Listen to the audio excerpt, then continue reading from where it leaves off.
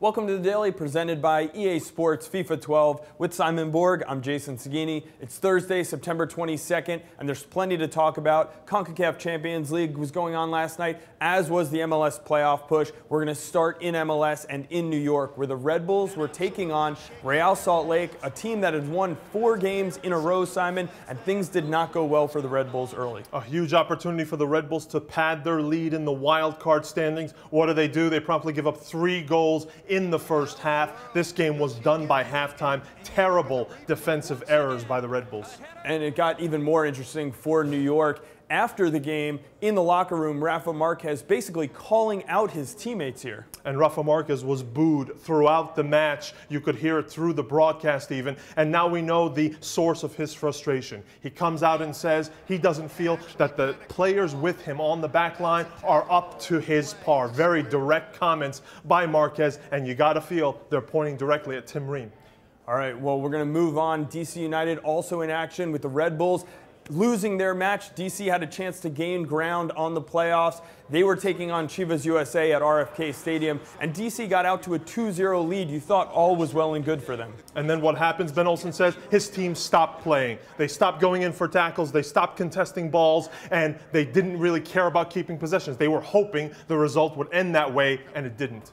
Yeah, and Chivas fights back to tie it 2-2, but DC United with a chance late in the game. Dwayne De Rosario, one of the most clutch players in MLS history, stepping up to the spot. You thought DC had it in the bag, but Chivas USA goalkeeper Dan Kennedy makes a huge stop, keeping the slim chances that Chivas has at the playoffs alive by getting a point in this match. So DC only gains 1 point on New York for that spot. Portland in action. Portland coming into the night tied with New York on points, so a draw or a win would put them into that 10th spot. And they did get a draw, Simon, but they're not happy with it. Not at all. They started out strong. Another energetic start by Portland at home. They get the early goal through Kenny Cooper. The Darlington-Nagbe-Cooper connection seems to be working, but then they show their deficiencies. They can't keep possessions with some of the best teams in MLS. They couldn't even do it against the Earthquakes, who dominated the rest of the game, finally got the equalizing goal through Kari Stevenson.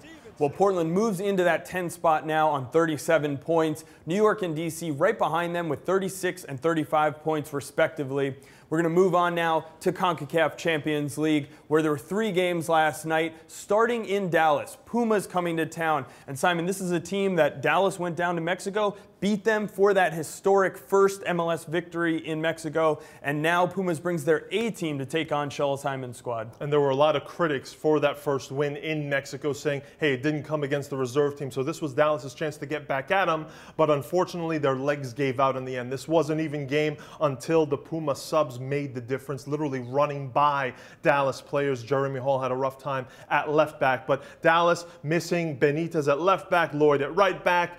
Jackson went out due to a red card. Both sides were down to 10 men in that first half, and so too many absences really for Dallas to overcome. Dallas and Pumas atop the group with 7 points each. Toronto FC right behind them with 6 points. So still anyone's game as far as advancing out of that group goes. Moving down to Costa Rica, where the LA Galaxy were taking on an Alhauense side who were tied with them on points at 6. So either team takes a victory here, they move up in the standings, and unfortunately, it wasn't LA. Alhauense, they are the defending champs. They're at the top of the league in Costa Rica. They're a tough opposition. Donovan, though, misses a sitter that could have put LA up. And then what happens? Alhauense turns around, and Pablo Gavas with a great left-footed free kick goal. That was all they needed.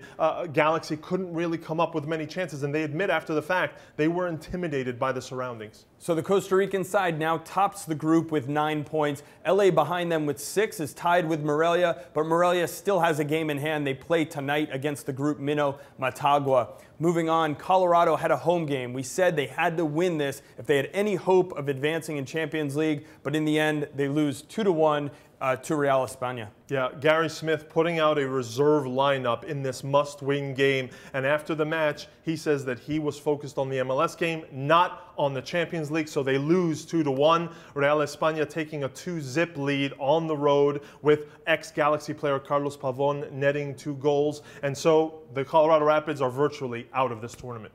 All right, plenty to talk about after all the action from last night on Extra Time Radio. You can check out the podcast that will be out later today on iTunes or Buzzsprout. And also, don't forget to check back on the site today for number 2 in the countdown of the top 24 under 24. We'll be back on The Daily tomorrow.